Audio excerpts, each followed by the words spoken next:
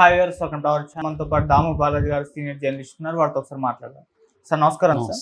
Sir Bharat కి పాక్ కి 36 గంటల్లో యుద్ధం రాబోతుందని చెప్పేసి పాకిస్తాన్ అయితే అంటుంది సార్. మరి నిన్న మోదీ గారు కూడా ముగ్గురు మిలిటరీ చీఫ్లతో కూడా మీటింగ్ ఏర్పాటు చేసుకున్నారు. మరి యుద్ధం ఏమన్నా వచ్చే ఛాన్స్ ఉందా? ఎటువంటి యుద్ధం రాబోతుంది? మరి దీన్ని పాకిస్తాన్ ఏ విధంగా ఎదుర్కొంటుంది సార్? మనకి పహల్గామ్ దాడి జరిగి దాదాపు వారం పైన అయింది. ఇప్పుడు నిన్న వేగంగా కదిలినాయి. ఆల్రెడీ మనం 24 అవర్స్లోనే చాలా స్విఫ్ట్గా వేగంగా మన మోడీ ప్రభుత్వం కదిలింది. పాకిస్తాన్కి యాంటీగా అనేక చర్యలు తీసుకునింది. అందులో అతిపెద్దది సింధు నదికి సంబంధించిన వాటర్ ట్రెటీని బ్రేక్ చేసి సింధు నదీ జలాలు మొత్తం 6 నదుల జలాల్ని ఆపడానికి సిద్ధం కావడం. అది ఇమ్మీడియట్గా జరగదు, కానీ కొంతవరకు అయితే నష్టం అయితే చేయొచ్చు. సో ఇప్పుడు నిన్న అనేక పరిణామాలు నిన్న చోటు చేసుకున్నాయి. అందులో ప్రధానమైనది ఏంటంటే మోడీ డిఫెన్స్ సంబంధించిన అన్ని హై లెవెల్ కమిటీ మీటింగ్ జరిగింది. మోడీ వాళ్ళ ఇంట్లోనే ఇది జరిగింది. సో దీంట్లో ఎవరెవరు పాల్గొన్నారంటే డిఫెన్స్ మినిస్టర్ రాజ్నాథ్ సింగ్, తర్వాత national security adviser Ajit Doval, తర్వాత chief of defence staff general Anil Chauhan, తర్వాత ఆర్మీ జనరల్. మనకి ఏంటంటే డిఫెన్స్లో 3 ఉంటాయి: army, navy and air force. So army chief general Upendra Dwivedi, navy chief admiral Dinesh Tripathi and air force chief air marshal AP Singh, వీళ్ళు ప్రధానంగా దాంట్లో ఇదయ్యారు. ఆ మీటింగ్ని వీడియో తీసిన పద్ధతి కూడా చూస్తే వైడ్ షాట్లే కాకుండా ప్రతి ఒక్కరిని కూడా క్లోజ్ షాట్లు కూడా, అంటే ఎవరెవరు దీంట్లో పాల్గొంటున్నారు అనేది డీటెయిల్గా కూడా చూపించాలన్న ఇది కనిపిస్తుంది. సో ఆ మీటింగ్ జరిగింది. ఈ మీటింగ్లో ప్రధానంగా ఏమేమి చర్చించారు ఏంటనేది బయటికి రివీల్ చేయలేదు, కానీ ఒక విషయం అయితే రివీల్ చేస్తారు. అదేంటంటే మోడీ అన్నాడని చెప్తున్నారు. అదేంటంటే కంప్లీట్గా ఫెయిత్ అండ్ కాన్ఫిడెన్స్ నాకు మన డిఫెన్స్ ఫోర్సెస్లో ఉన్నాయి, అట్లాగే కంప్లీట్ ఆపరేషనల్ ఫ్రీడమ్ ఇస్తున్నాను. అంటే ఎలా స్ట్రైక్ చేయాలి అంటే mode of the strike, target of the strike, timing of the strike, ఈ 3. అంటే ఏ పద్ధతిలో స్ట్రైక్ చేయాలి అంటే ఎయిర్ వైపు నుంచి చేయాలా, లేకపోతే గ్రౌండ్లో బ్యాటిల్ స్టార్ట్ చేయాలా, లేకపోతే అరేబియన్ సీలో మన షిప్లు ఆల్రెడీ మొన్న ఐఎన్ఎస్ విక్రాంత్ కూడా మన విన్యాసాలు చేశారు.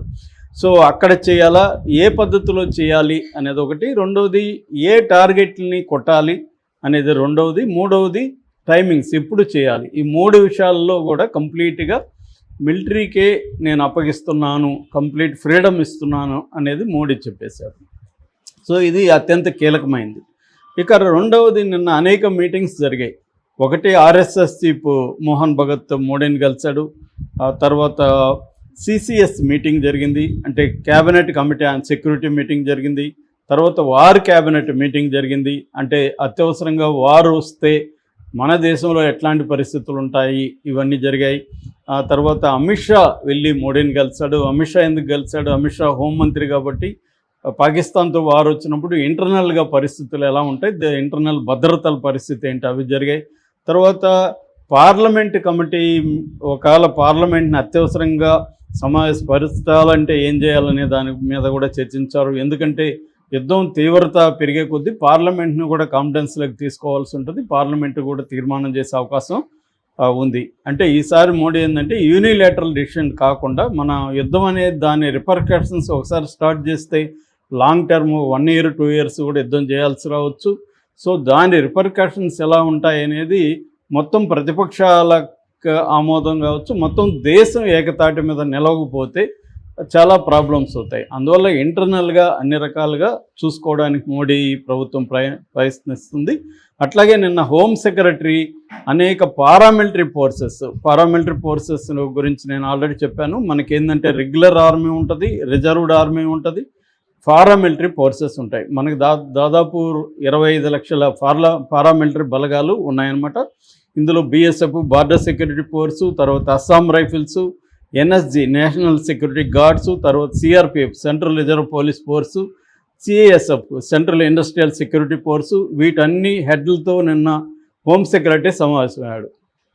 సో ఇలాగా అంటే మనకు అర్థమయ్యేది ఏమంటే ఈ ప్రిపరేషన్ అంతా చూస్తే ఖచ్చితంగా 24 గంటల నుంచి 36 గంటల లోపు అటాక్ అయితే జరిగే అవకాశం ఉంది. అందుకనే పాకిస్తాన్ మంత్రి కూడా రెవెన్యూ మంత్రి అతాపూర్ తరార్ అనే ఒక ఇన్ఫర్మేషన్ మంత్రి, పాకిస్తాన్ ఇన్ఫర్మేషన్ శాఖ మంత్రి అనౌన్స్ చేశాడు. అదేంటంటే ఇండియా 24 గంటల నుంచి 36 గంటల లోపల మన దేశం మీదకి అటాక్ చేయబోతుంది, మనం అందరూ రెడీగా ఉండాలని అక్కడ కూడా చేశారు.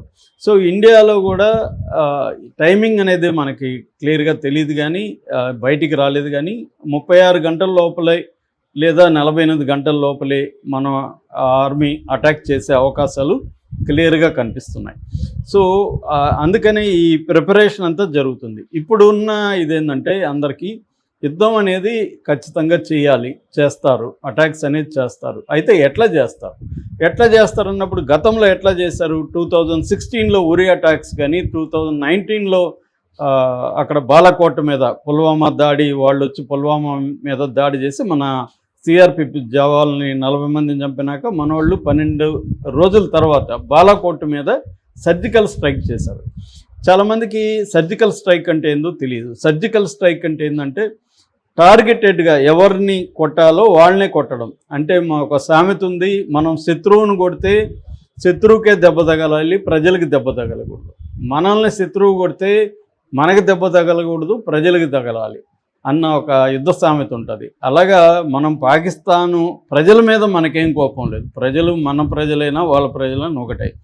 పాకిస్తానీ ప్రభుత్వం మీద, మిలిటరీ మీద, టెర్రరిజాన్ని ప్రోత్సహిస్తున్న వాళ్ళ మీద మాత్రమే మనకి కోపం ఉంది. వాళ్ళని మాత్రం హత్య చేయాలని మోడీ ప్రభుత్వం ఏం చేసిందంటే సూటిగా టార్గెటెడ్గా ఈ టెర్రర్ క్యాంప్స్ ఎక్కడైతే ఉన్నాయో బాలాకోట్లో ఆ క్యాంప్స్ మీద మాత్రమే అటాక్ చేసి టెర్రరిస్టులు మాత్రమే చంపేసి మళ్ళీ వచ్చేసారు. ఎక్కడ సివిలియన్స్కి ఒక చిన్న గాయం కూడా జరగలేదు. That is called surgical strikes.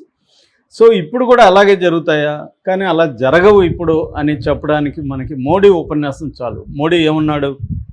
మేము ఎవ్రీ టెర్రరిస్ట్ని ఐడెంటిఫై చేస్తాము, ట్రేస్ చేస్తాము, పనిష్ చేస్తాము. వాళ్ళు కల్లో కూడా ఊహించినంతగా పనిష్మెంట్ ఉంటుంది. నాట్ ఓన్లీ టెర్రరిస్ట్, వాళ్ళ బేకర్స్ని కూడా చేస్తూ ఉన్నాడు. ఇక్కడ మనం ఆలోచించాలి. ఇప్పుడు టెర్రరిస్టులు కాదు, అసలు టెర్రరిస్టులు అనేవాళ్ళు పాకిస్తాన్ ఆర్మీ చెప్పినట్టు వినేవాళ్ళు తప్ప అసలు టెర్రరిస్ట్ ఎవరంటే పాకిస్తాన్ ఆర్మీనే అనేది ఇండియన్ గవర్నమెంట్ కావచ్చు, లేకపోతే ప్రజల అభిప్రాయం కూడా ఏంటంటే ఇవాళ మీడియా మొత్తం కూడా అభిప్రాయం ఏంటంటే పాకిస్తాన్లో టెర్రరిజం అనేది మిలిటరీనే చేస్తుంది. ఇప్పుడు అసిమ్ మునీర్ మిలిటరీ చీఫ్ అక్కడ, అతనే జనరల్ అసిమ్ మునీరే ఈ పహల్గాం దాడి వెనక ప్లానింగ్ కానీ అన్నీ కానీ ఆయనే చేశాడనేది ఇప్పుడు వస్తుంది. సో ఈ అటాక్స్ ఎలా జరగబోతున్నాయి? మామూలుగా అటాక్స్ అనేవి ఎప్పుడు కూడా యుద్ధం అనేది 2 రకాలుగా ఉంటుంది. ఒకటి టాక్టికల్ వార్ఫేర్ అంటారు, 2 స్ట్రాటజికల్ వార్ఫేర్ అంటారు. టాక్టికల్ వార్ఫేర్ అంటే ఇప్పుడు ఇందాక చెప్పినట్టుగా మనకందరికీ కనబడే విధంగా ఇమీడియట్గా ఫలితం ఉండే విధంగా జరగడాన్ని టాక్టికల్ అంటారు. టాక్టికల్ అంటే ఇమీడియట్ అన్నమాట.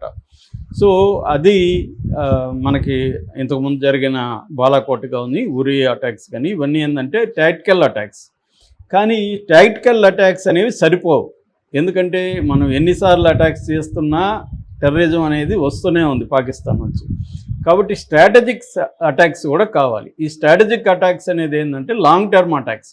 సో ఇవి మనది ఒక స్టార్ట్ చేస్తే వచ్చేయడం అనేది ఇప్పుడు ఉండదు. స్టార్ట్ చేస్తే కంటిన్యూ అయ్యే అవకాశం ఉంది. ఎందుకంటే మనం స్టార్ట్ చేస్తే పాకిస్తాన్ కూడా రెడీగా ఉంది. పాకిస్తాన్ ఆల్రెడీ ఎయిర్ క్రాఫ్ట్స్ని బయటికి తీసింది. JF-17 థండర్ కానీ, J-16, S-16, F-16 కానీ ఇవన్నీ కూడా అక్కడ ఇచ్చేసింది. వాళ్ళు అన్ని ఎయిర్ ఫోర్స్ ఆపరేషన్స్ కూడా ఫిజాయి, బదర్ అని, లల్కారి, మోనిక్ అని ఇలాంటి ఆపరేషన్స్ కూడా నిన్నంతా కూడా వాళ్ళు కూడా రెడీగా చేస్తున్నారు. వాళ్ళు కూడా సిద్ధమవుతున్నారు. ఇంకో పక్క LOC లైన్ ఆఫ్ కంట్రోల్, అది 700 కిలోమీటర్లు మనకి పాకిస్తాన్కి మధ్య బార్డర్ ఉంటుంది, మిలిటరీ బార్డర్ది. ఆ లైన్ ఆఫ్ కంట్రోల్లో గత 5 రోజుల నుంచి పాకిస్తాన్ సైన్యం మన సైన్యం మీద కాల్పులు జరుపుతున్నారు. మన వాళ్ళు రిటాలియేట్ చేస్తున్నారు. సో అగ్రెసివ్గా కనిపిస్తున్నట్టుగా పాకిస్తాన్ నటిస్తుంది. నిజానికి పాకిస్తాన్కి ఇండియాకి పోలిస్తే ఇండియన్ బలాలు విపరీతంగా ఎక్కువ. మన బడ్జెట్ నిన్న కూడా చెప్పాను, దాదాపు 10 రెట్లు మన బడ్జెట్ ఎక్కువ. రెండవది 2019 నాటికి ఇవాల్టి నాటికి మన బడ్జెట్ 80% పెరిగింది, డిఫెన్స్ బడ్జెట్.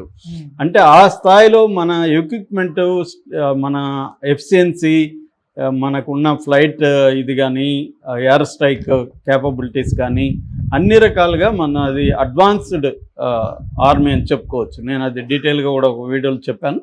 సో ఈ క్రమంలో ఏంటంటే మన వాళ్ళు ఏ రకమైన అటాక్స్ చేసే అవకాశం ఉందంటే, ఒకటి టెర్రరిస్టుల్ని చీఫ్స్, ఇప్పటివరకు ఏంటంటే టెర్రరిస్ట్ క్యాంప్స్ మీద మనం అటాక్ చేసాం. అట్లా కాకుండా ఇప్పుడు మనం కానీ ఇజ్రాయెల్ దృష్టి కానీ పెట్టుకుంటే, ఇజ్రాయెల్ ఏం చేసింది, వాళ్ళ హమాస్ చీఫ్ ఇస్మాయిల్ హనియే ఎక్కడ చంపింది, టెహ్రాన్లో, ఇరాన్ రాజధానిలోకి వెళ్ళి చంపేసి వచ్చింది టెహ్రాన్లో. అలాగా మన వాళ్ళు కూడా లష్కరే తోయిబా చీఫ్ని చంపే అవకాశాలు ఉన్నాయి. అతను ఎక్కడున్నాడో ఐడెంటిఫై చేసి ఎంత లోపల దాక్కున్నా చంపే టెక్నాలజీ మనకు కూడా ఉంది. ఇజ్రాయెల్ లాగా ఇజ్రాయెల్ కూడా 6 అంతస్తుల పైన బిల్డింగ్, 6 అంతస్తుల లోపల అంటే బేస్మెంట్లో మళ్ళీ 6 అంతస్తులు కింద, అంత అంటే 12 ఫ్లోర్స్ అనుకోవచ్చు. 12 ఫ్లోర్స్లో ఉండే దాక్కుని ఉన్న హజ్బుల్లా చీఫ్ హసన్ నస్రుల్లాని 12 ఫ్లోర్స్లోంచి కొట్టేసి రాగలిగింది, చంపేసి రాగలిగింది. అలాంటి టార్గెట్స్ చేసే అవకాశం ఈసారి ఉంది. అంటే మనం టెర్రరిస్టుల చీఫ్ని టార్గెట్ చేయొచ్చు. అట్లాగే మిలిటరీ హెడ్ క్వార్టర్స్ ఎక్కడైతే ఉన్నాయో మల్టిపుల్గా మిసైల్స్ను వేసే అవకాశం కూడా ఉంది. ఎందుకంటే ఇజ్రాయెల్ ఇరాన్ మీద కానీ లెబనాన్ మీద కానీ టార్గెటెడ్గా మిసైల్స్ వేసింది ఒకేసారి, అనేక వందల మిసైల్స్. అట్లాగే ఇరాన్ కూడా ఇజ్రాయెల్ మీద ఒక 300 మిరాజ్ అంటారు, వాటిని మిరాజ్ చేసింది. అట్లాంటివి చేసే అవకాశాలు కూడా ఉన్నాయి. అది కానీ చేస్తే ఫుల్ బ్లోన్ వార్ వచ్చే అవకాశం కూడా ఉంది. సో మన వాళ్ళు ఓన్లీ టెర్రరిస్టులను మాత్రమే టార్గెట్ చేస్తారా? ఎందుకంటే మనకి ముంబై బ్లాస్ట్లు చేసింది ఎవరు, 2018లో 26/11 ఎవరు చేసింది, లష్కరే తోయిబా. లష్కరే తోయిబా నాయకులను ఎవరిని కూడా మనం ఇప్పటికి వెళ్ళి చంపలే. ఎంతసేపటికి మనం వాళ్ళ డీటెయిల్స్ పాకిస్తాన్ గవర్నమెంట్కి ఇస్తున్నాం, వాళ్ళు దాన్ని పట్టించుకోలేదు. డాసియర్స్ అంటారు, మన డాసియర్స్ వాళ్ళకి అందజేస్తున్నాం, వాళ్ళు దాన్ని పట్టించుకోవట్లేదు. కాబట్టి ఈసారి మనమే రంగంలో ఇది చేయడం. అట్లాగే దావుద్ ఇబ్రాహిం 1993లో ముంబై బ్లాస్ట్ల ప్రధాన ప్లానర్ దావుద్ ఇబ్రాహిం, అతను ఇప్పటికే అక్కడే ఉన్నాడు. మన వాళ్ళు ఇప్పటివరకు అతను పట్టుకోలేకపోతున్నారు. సో ఇలాంటి టార్గెట్స్ కొన్ని ఉన్నాయి. అలాంటి టార్గెట్స్ని అటాక్ చేసి టెర్రరిస్టుల నాయకులు ఎవరైతే ఉన్నారో, లీడర్స్ ఎవరైతే ఉన్నారో వాళ్ళని అటాక్ చేయడం. సో ఇది ఫస్ట్ ఇదిగా కనిపిస్తుంది ఈసారి. ఎందుకంటే ఆల్అవుట్ వార్ అనేది మనం చేసే అవకాశం లేదు. మనం చేస్తే మనకి నెగిటివ్గా ఇంటర్నేషనల్ కమ్యూనిటీ కూడా ఇచ్చేస్తుంది. ఒకటి. 2, పాకిస్తాన్ దగ్గర న్యూక్లియర్ వెపన్స్ ఉన్నాయి కాబట్టి నిజానికి మనకంటే ఎక్కువ వాళ్ళ దగ్గర ఉన్నాయంటున్నారు. రెండోది, వాళ్ళు ఫస్ట్ యూజ్ పాలసీ కూడా వాళ్ళకు ఉంది, మొదట కూడా వాళ్ళు వేయచ్చు. కాబట్టి ఆల్అవుట్ వార్ జరిగే అవకాశం లేదు. కానీ ఎయిర్ స్ట్రైక్ జరగచ్చు, ఈ సర్జికల్ స్ట్రైక్ జరగచ్చు. నేను చెప్పినట్టుగా టార్గెటెడ్గా లీడర్స్ని చంపే అవకాశం ఉంది. అట్లాగే షిప్పులకు సంబంధించి ఇప్పుడు మన హౌతీలో చూస్తే, హౌతీ రెబల్స్ అక్కడ రెడ్ సీలో షిప్పులంతా ఆపేశారు. అమెరికా కావచ్చు, ఇజ్రాయెల్ కావచ్చు, 2 ఏళ్ళుగా ఆ మార్గం మూసేశారు. అలాగా మనోళ్ళు కూడా అరేబియా దీంట్లో పాకిస్తాన్ షిప్స్ని బ్లాకేడ్ అంటారు. ఈ బ్లాకేడ్ కానీ చేయగలిగితే పాకిస్తాన్ రవాణా మొత్తం స్తంభించిపోతుంది. అంటే చాలామంది ఏమనుకుంటారు, ఓన్లీ మిలిటరీ పరంగానే గాయపరచాలి శత్రువుని అని అనుకుంటారు. అది రాంగ్.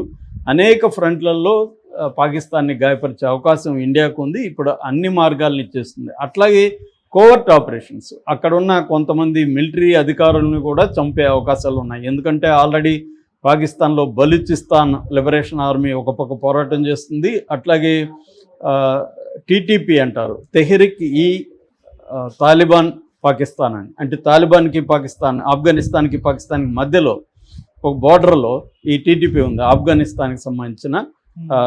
అక్కడ రెబల్స్ అక్కడ ఉన్నారు. సో వాళ్ళ హెల్ప్ తీసుకొని, ఎందుకంటే వాళ్ళకు కూడా పాకిస్తాన్ ఆర్మీనే ప్రధాన శత్రువు. సో వాళ్ళతో మనం కుమ్మక్కయి టార్గెటెడ్గా మిలిటరీ లీడర్ని కూడా కోవర్ట్ ఆపరేషన్లో చంపే అవకాశం ఉంది. సో ఇలాగ అన్ని పాసిబిలిటీస్లో వార్ అయితే మొదలు అయ్యే అవకాశం ఉంది. ఎలా మొదలవుతుంది, ఎప్పుడు మొదలవుతుంది అనేది సస్పెన్స్లో ఉంది. ఎందుకంటే నిన్న మనకు కొన్ని సమావేశాలే బయటికి కనబడినాయి, ఇంకొన్ని సమావేశాలు బయటికి కనబడకుండా కూడా నిన్న అనేక సమావేశాలు జరిగినాయని చెప్తున్నారు. వీటిలో కొన్ని నిర్ణయాలు తీసుకున్నారు. రాగల 36 గంటల లేకపోతే ఇంకొన్ని రోజులు వెయిట్ చేస్తారా? ఏదేమైనా కానీ అతి తక్కువ టైంలోనే ఇండియా పాకిస్తాన్ మీద అటాక్ చేయబోతుంది, పాకిస్తాన్ రిటాలియేట్ చేయబోతుంది. ఇది ఏ స్థాయిలో ఉంటుందనేది మనం చూడాలి. Okay sir, thank you so much.